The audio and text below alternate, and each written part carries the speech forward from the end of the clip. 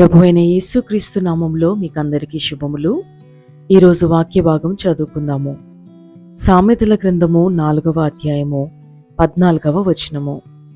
భక్తిహీనుల త్రోవను చేరకుము, దుష్టుల మార్గమున నడవకుము.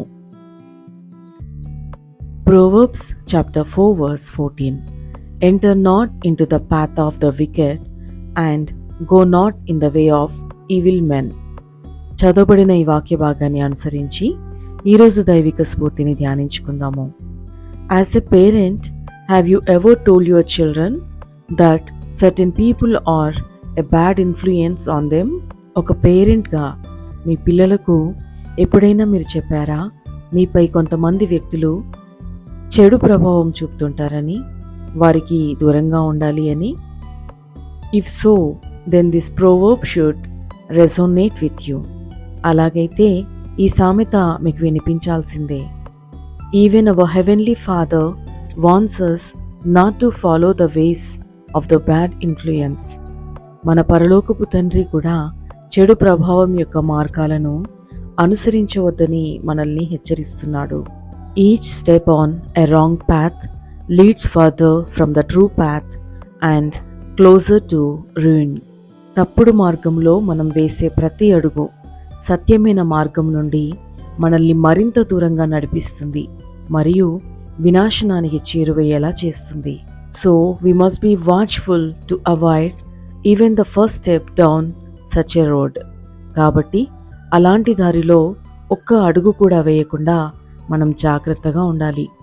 ఎందుకంటే చెడు ప్రభావం మనల్ని దేవునికి దూరం చేసే సాతాను యొక్క ఆయుధం.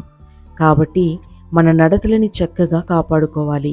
తద్వారా జీవ మార్గంలో తడబాటు లేకుండా మనం సాగిపోగలము. అట్టి కృప ప్రభు మనకు దయచేయనుగాక. ప్రార్థన. Father God, please watch over my steps as I walk with you. తండ్రి దేవా, నీతో నడుస్తుండగా నా అడుగులను కనిపెట్టుము. Teach me to walk in all wisdom and truth. జ్ఞానము మరియు సత్యముతో నడుచుకున్నటకు నాకు నేర్పించండి.